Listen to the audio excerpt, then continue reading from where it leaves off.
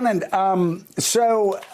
one of my favorite conversations that I've had on this show in years, people always ask, who's your favorite guest? But I said, well, I can't really, Billy Graham was probably my favorite guest, but I've got to say one of my favorite conversations was one that we had after Donald Trump was elected. And I just want to follow up with, I've heard you talking about it too. And it was whether the institutions will hold under the coming threat of Donald Trump. I argued that it would. You argued that perhaps they were, but you were certainly more skeptical. What's that report card 3.5 years in?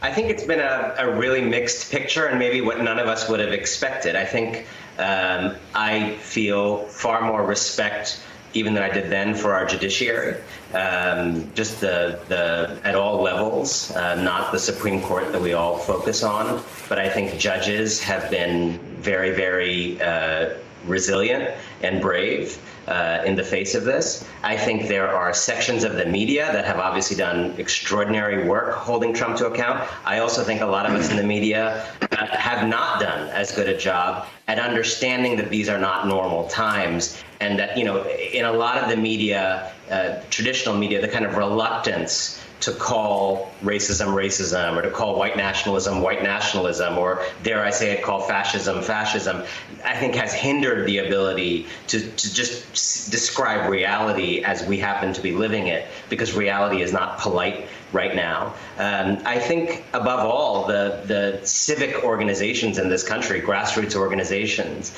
that have mercilessly held Trump to account and put political pressure on people and raised the price for Republicans of capitulation to Trumpism has been remarkable, and may continue to be a remarkable role to play in a potential Biden presidency.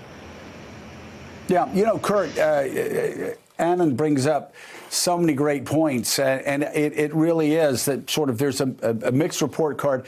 You look at the media, and its response has been, as Donald Trump and his supporters would say, its response has been ferocious on issues of Russia, on issues of corruption, on issues of the many things swirling around the Trump presidency.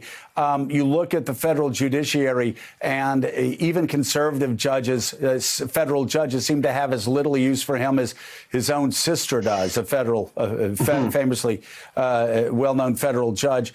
And so, yeah, the courts, the media, a lot of these institutions that are under attack in Poland and Hungary and other countries are.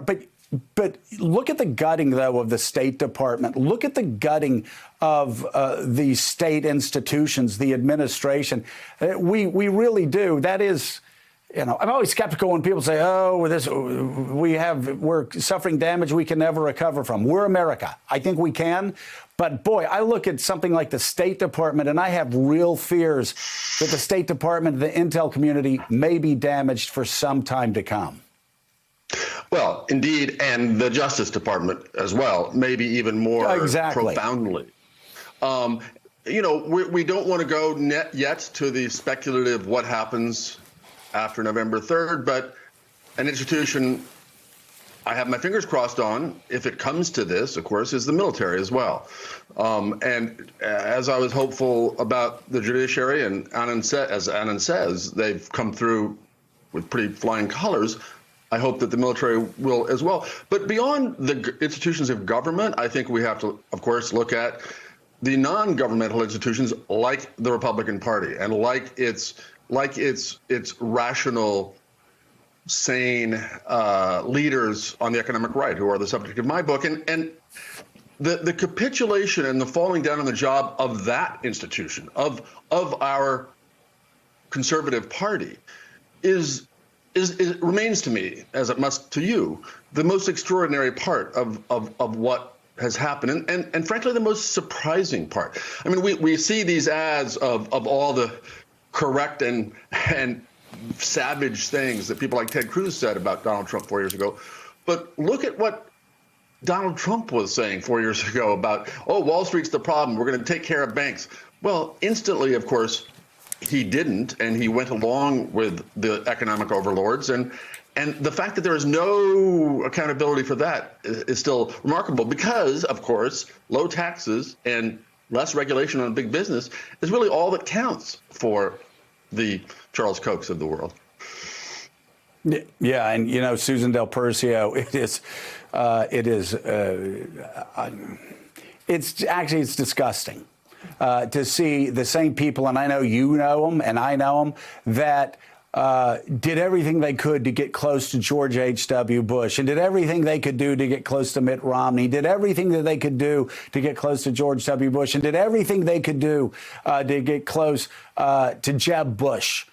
Suddenly throwing away all of these principles of, I'm a rational, reasonable, center-right Republican. Throw all of that away and capitulate to whatever Donald Trump wants them to capitulate to, and fund what can only be called a president with authoritarian instincts that he's trying to carry through on. Yeah, and Joe, just to go to Annan and Kurt's point, I think we have done, in fact, a pretty good job as a country keeping our pillars of our democracy in place.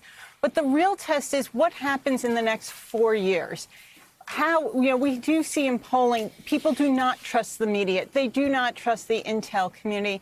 And when it comes to the Republican Party, this is it. People ask, why do I stay in the Republican Party? Because it is the moment after Donald Trump is hopefully defeated in November that we can try and take it back. And if we don't do that, just like if we don't reinstate faith in our media, faith in our government, we will lose as a nation. We will become a radically different nation, even more so than we are today, 4 years from now, which is why, in Annan's piece about Joe Biden being decent, it's so important, because we do need just something to bring us together, even if it's decency. And that's what we need right now. Thanks for checking out MSNBC on YouTube, and make sure you subscribe to stay up to date on the day's biggest stories. And you can click on any of the videos around us to watch more from Morning Joe and MSNBC. Thanks so much for watching.